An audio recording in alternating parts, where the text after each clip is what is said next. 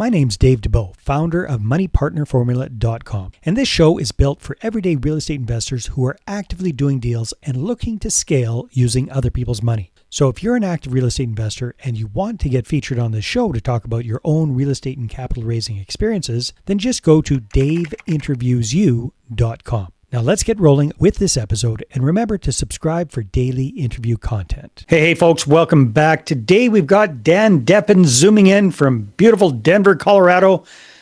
Dan has a ton of experience in real estate, specifically in notes. So we're going to take a deep dive into notes and underwriting creative deals with Mr. Dan Deppen. Welcome to the show, Dan. Yeah, thanks for having me. Happy to be here. So Dan, you've been doing the whole note thing for quite a while. I know you help other people with notes, and you've got a YouTube channel about it and training about it and all sorts of great stuff. Maybe for folks who aren't super familiar with it, let's zoom out big picture. What is it exactly? What are notes? How do you and your other investors make money from them? What does it look like? Like, what do you do day to day? Yeah, so when you buy a note, unlike buying the property, you're basically buying the mortgage or deed of trust of the loan on the property. And what you're doing as a note investor is you're essentially functioning as a bank.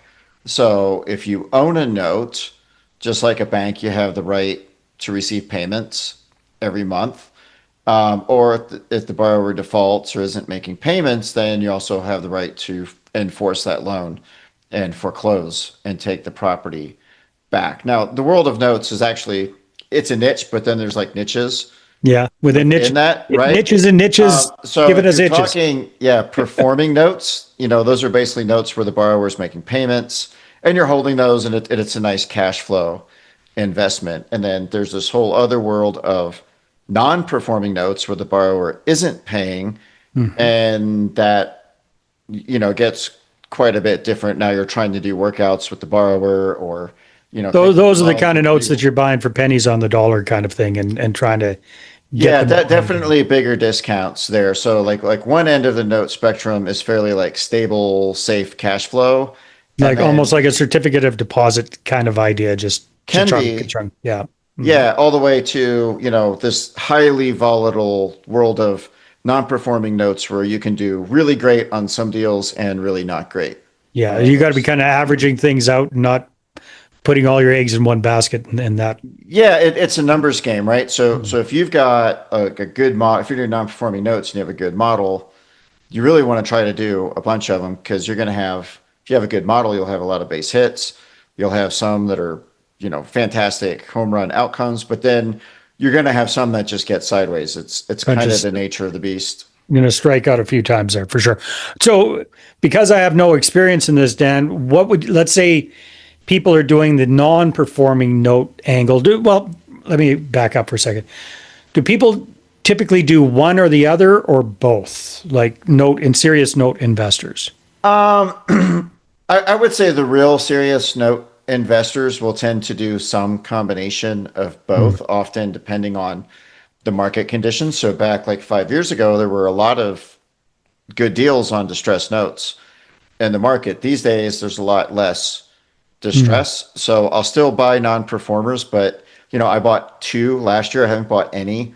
So it's kind of skinny, the supply side of things. Yeah, the supply side for non-performing now is real skinny. So I'll buy them opportunistically if I see something. I'm not necessarily spending a whole lot of time seeking those out right now. But the nice thing is the world of mortgages is vast. So there are a lot of good performing loans out there as well. Okay, very good. So zooming out big picture, Dan, it sounds like a person would have to have pretty deep pockets to get involved in this business. Is that true or false?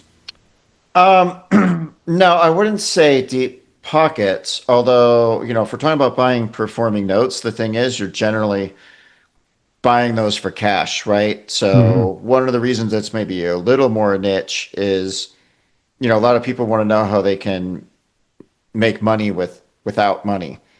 And you can't really do that. Like what you can do with notes, though, is if you have money to deploy, you can buy performing notes that are cash flowing, get the same or higher than, the long-term stock market return, but with a heck of a lot less volatility. That's the value. Now, some of these have smaller entry points, especially some of the loans that have been around. I mean, there's quality loans you can go out there and buy for 20,000 bucks. Some of them are bigger. And most people, if they have some level of retirement funds where you can open a self-directed IRA, move a portion of your funds over, Hmm. and buy them that way. But yeah, if you're completely dead broke, there's not really a good way to do it. Some people try to broker notes. That's really challenging because the world of notes is fairly small. So if somebody's selling a note, it's not real hard to find a buyer. They don't necessarily need to So use a broker. wholesalers in the note world don't go very far. No, there was more of that, several years ago where the market was maybe like a little bit more opaque and there was an even larger supply of these distressed notes from, left over from the financial crisis. But yeah, that's a hard road Got these it. days. Yeah. All right, makes sense.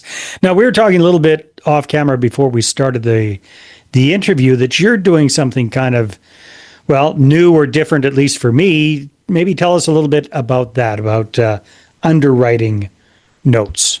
Yeah. So towards the end of last year, I acquired Call the Underwriter, which is an RMLO that helps Carl, call, the no, Call the Underwriter. all Yeah. right, So call as in call him up. go Call pick up the the phone. underwriter. Ex- Not to be confused with call the undertaker. Call the underwriter. Yeah, or calling Saul or something like Yeah. that. But and so through my note investing, like when I had done non-performers, sometimes I end up with REOs, and when I could, I would try to sell them on seller finance. So I've created, I So, had so just for folks that aren't familiar with it, what does REO stand for? real estate owned. So that's basically like a bank-owned property that's been Got it. foreclosed Foreclosed. on. Got it. So I had some exposure to creating seller finance loans, but now that I own Call the Underwriter, I work with a lot of different investors who are on the note creation side. So not necessarily note buying; these people are creating their own, and that world is way more dynamic than the note buying world. So there's a variety of different models that investors have to do that. The thing is, when people come up with a formula for acquiring properties and then selling them on owner finance, they tend to just do a lot of them Hmm. and keep going. But if you're creating a loan that your borrowers is going to be owner occupied, well then number one, there's a whole bunch of regulations that apply. So there are things like Dodd-Frank, which means you have to validate that your borrower has the ability to repay.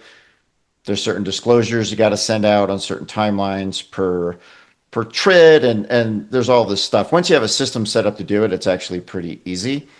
Hmm. If you're doing it as a one-off, it'd be a pretty big challenge. But that's what we help investors with is part of it's helping with the compliance and then the general underwriting. Because if you're creating a loan, you want to know that you have a good borrower and that hopefully the loan is going to perform. And then when you go through that process and you get that whole underwriting package, it makes your new loan more valuable should you ever decide to sell that loan or sell a partial against the loan or borrow against the loan. Yeah. So maybe for illustration's sake, could you walk us through a real life example of one of your clients? Keep the names out of it, obviously, but just kind of walk me through exactly how this works.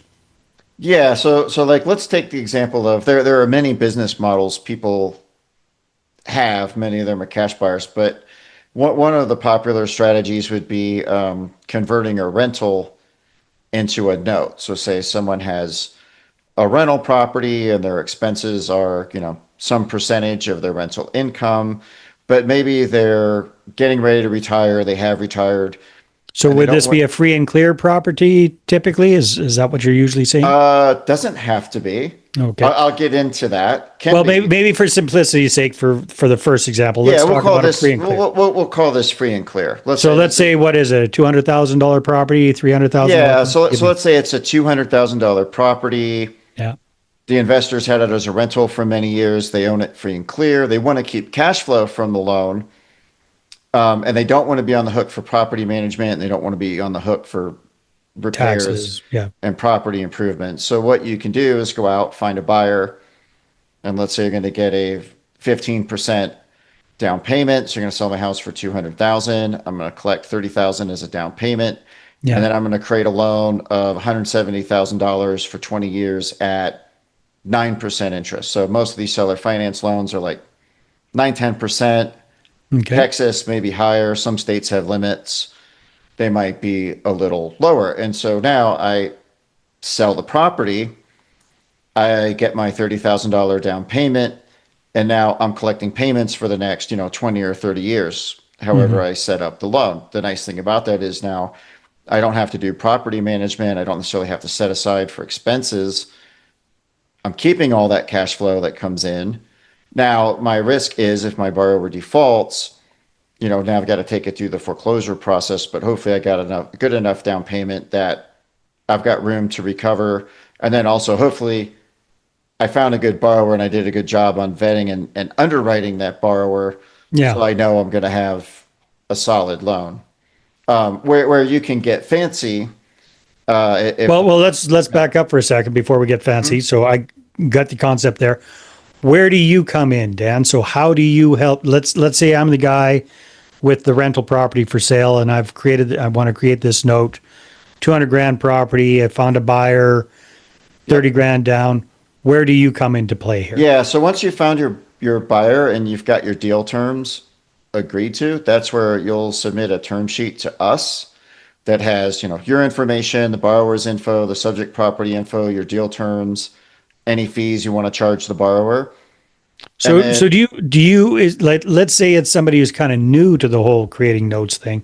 Do you help them? Like, could they reach out to you first and say, "Hey, here's what I'm oh, thinking of doing"? absolutely. And I recommend that Yeah, because getting the deal terms right is really crucial to yeah, that's what I'm maximizing thinking. the value of their loan. Yeah, And sometimes people send me stuff and like one of the quickest ways to nerf the value of your loan is to have too low an interest rate. is So that like what? it is to have To too low of an interest rate on right. your loan. You're Because you're if you're trying to gonna, compete with the big banks, basically. yeah, because if you're gonna sell the loan, most investors, even institutional ones, will want like a 10% plus return. So if you create a loan with a 5% interest rate, you would have to take a gigantic haircut. And Hmm. so I'm always happy to consult with people ahead of time. So people can always give me a call on that because sometimes people come to me and the terms are kind of lousy, but they're already under contract and Yeah, I can help them it's with too the late. underwrite, but I can't help them fix that. Yeah, Yeah. it's kind of too late and they're painted into a corner a little bit at So that point. ideally, they reach out if they don't have any experience creating their own note, their own loan yet. Reach out to you first, get the ins and outs and your suggestions. Okay, then they find the buyer.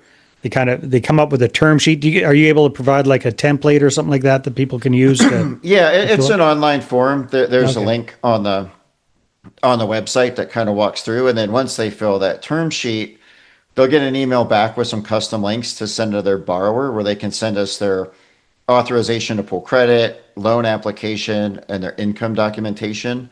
And then once we get all of that data, then we can turn the crank and do the actual underwrite. Now, at So that point, basically, from my standpoint, as the sorry, I keep interrupting, but I that's just okay. want to get clarity here. So, from my standpoint of the owner of the property, once I've kind of got this going, then you guys take care of the nitpicky verifying, double checking everything, making sure that the buyer's not BSing me, all that kind of Exactly. Yeah. So we'll stuff. go out and figure, we'll pull credit on the borrower. We'll get their income documentation. We'll look at their other debts. We'll figure out their debt to income ratio. And, at that point, we kind of get into three scenarios. Sometimes the borrower is just really bad, like they don't have the income, or I've seen some Mm. horrifying credit reports, in which case I'll just call the lender and say, hey, this looks ugly. Like, Get the heck out of we want to Dodge. Get continue out of with this. this. And Yeah. then, most of the time there's some we call loan conditions attached. So let's say the borrower's credit score is a little lower than our target. Then we might condition to say have them supply a 12-month verification of rent letter so we can validate that they're making their housing payments on time for a year, and that's a Mm. way to mitigate it. Or, Okay. they may have an account in the credit report that's in collections, and we'll ask them to either bring that current or get a payment plan in place with the lender, or sometimes it's completely clean. But whether there's some what I call reasonable conditions or no conditions, then we send out what's called the loan estimate. So the loan estimate is one of the disclosures required by TRID. And one of the other requirements that sometimes catches people off guard is there's a requirement that the loan estimate has to be sent to the borrower 7 business days before you close. Mm. And sometimes people get grumpy about that and they're like, well, we're closing tomorrow. And I'm like, well, you can do that, but it won't necessarily be compliant. Because if you're selling your loan, especially to some of the institutions or some of the smaller banks that will buy this stuff, Hmm. those disclosures and validating that they were sent out on time is one of the things they look for, and they generally won't touch them unless you've done that. So you want to leave about best practice is to leave about 2 weeks before you engage with us, between when you engage with us on the underwriting and when you want to close, because there's a little bit of time for the borrower to get their information in. There's Yeah. usually a business day or two, depending on how busy we are, to turn the crank on the underwriting. And then Yeah. sometimes like we need other information from the borrower. And then you've got that 7 business day Business day. clock. So actually, you probably And want there's a 3 weeks, right? Because 7 business yeah, I days, mean, it's that's a not a week and bad a half right idea. there. The 2 weeks goes pretty quick. 7 business days is a week and a half, basically. Yeah, basically. Yeah. Yeah. Yeah. Okay. Very, very cool. All right. So getting back to our example there, $200,000 property, I own it free and clear, 30 grand down, 170 mortgage. Let's say it's at 9% interest. How long would I want to kind of hold on to that note before I looked at selling it? So it depends on how good of a note you created. Let's say it's a good one. Let's say If it's it's a performing really nice. good one, I mean, Say I'd I say, work with you and we yeah, do all this stuff the right way and everything's done ticky boo. What are your recommendations? yeah. So this isn't common, but if you've got a big down payment and a really high quality borrower and your loan to value is good, you've done everything right. I've actually seen loans sell above par. Like this one guy recently sold one for 102% of the balance of the loan, right? So if it's super premium, you can sell the thing right away. And there's Well, some let's say investors. it's normal, maybe not super Yeah, premium, but if like it's kind of normal, best practice would be to season it about 6 to 12 months. okay. So And that's maybe called hold on to it for a seasoning, when you year. hold Yeah. on to it and allow them to make the payments. Okay, so I'm just trying to get my head around this. So let's say I held on to that mortgage that note for 12 months. It's a 20-year note as we discussed. So the Hmm. principal pay down in that first year is Low. minuscule, right? Hmm. Realistically, what could I probably sell that note for at the end of the year? Yeah, so your higher quality notes, the buyer, what the buyer is going to do is they're going to look at the risk level Yeah. and they're going to figure out what return they need, and then they're going to, discount the loan to get to that level. And most of these will want at least like 10%. So if you created a high quality note and let's say the interest rate on an underlying note was at 9%, the Yeah. buyer's discounting it to 10, you'll take I can't do the math in my head, but it'll be a couple points of discount, but not huge, right? Now, I've seen other ones where, So without pegging you down to that, would I be able to sell that $170,000 note for 165 ish at the end of a yeah, year? 165, 160-ish, Okay, so 160, maybe. 165, and in the meantime, we've gotten a full year worth of mostly interest payment on that at Hmm. 9%. So that's pretty. Yeah. Okay. So basically, I definitely wouldn't be losing anything selling that off the original price point at selling that note at that. Right. Where people lose when they sell are like I've seen some where they get like a 3 to 5% down payment from the Mm, borrower, and the borrower's pretty sketchy. They don't have a lot mm. of skin in the game. And then maybe the buyer's discounting it down to, 15%. Yeah, because they don't You want know, that high of a loan to value, right? right. So now you're talking about like, a much larger haircut should you Mhm. decide to go and sell the loan. So one of the things I always advise to people is kind of take your time a little bit and finding the borrower, and don't necessarily take the first person on the street. I've got a one-page pre-screening guide on the Call the Underwriter website where, you can just have a 5-10 minute conversation and pretty quickly identify if there's any red flags and Mhm. get an idea of how good a borrower you have. Because hopefully you're in a situation where maybe you've got a couple potential buyers, and if you find some that are like, really high credit, have a lot of cash for a down payment, like super rock solid, maybe you want to be less aggressive in negotiating with them, right? Because I Yeah. built a lot of spreadsheets and played with the math, like the difference in what the loan is worth with the premium borrower means, I could take less of a price. Maybe I could give them a break on the interest rate. So there's some things you can do to try to get that premium borrower. But like one of the big mistakes, sometimes people make is they get the first, offer and they get really excited and they kind of run with it. And, maybe they're good and maybe they're not. Yeah. I hear that. All right. And I would understand the cost of these kind of services would vary depending on the size of the loan and the mortgage amount and whatnot. But Actually, not for us in the conventional world, it does, but really, like what we need to do for the underwriting is kind of the same, whether it's a small loan oh, so you or, kind of have a flat fee yeah, structure? it's a flat 7.99 fee. But Okay. then what almost all lenders do is they pass that fee on to the borrower at closing. And Okay. so, really, if you do it right, it shouldn't cost you as the investor anything to Well, do even that. if it costs you $800 to set everything up right from the get go and get the help with the underwriting and the background checks and all that kind of stuff, that's money very, Hmm. very well spent. No, that's very reasonable. Very, very cool, Dan. Well, Yeah. thank you so much for kind of explaining how all of that worked. We didn't have much chance to get into the creative side of things and what to do if you've already got an underlining mortgage and whatnot. So we might have to have you Hmm. on the show again to kind of poke around with that. But in the meantime, if people are going, hey, this sounds really interesting, I think I might to want to do some creative owner financing to sell one of my properties. First question would be, do you work with people all across the states or is it very location dependent? No, we work in all 50 states. Okay, Now, if you're doing very high volumes of these, we're licensed in Texas and we'll be licensed in Florida soon. So if you're doing like extreme volume, but if you're doing, onesies, twosies kind of thing, we can do them in 50 states. perfect. So Dan, if people want to find out more and connect with you, where should they go and where can they get that resource you're telling us about? Yeah, so if you go to the Call the Underwriter website, I've got some videos on there that explain how the process works, and you can get the pre-screening guide Right. and all that. If you have other, more specific questions, you can always reach out to me directly at dan@calltheunderwriter.com. Perfect, Dan. Hey, this has been a lot of fun. Thank you very much for being on the show. No, thanks for having me. Appreciate it. All right, everybody. Thanks for tuning in. And as always, we will see you on the next one.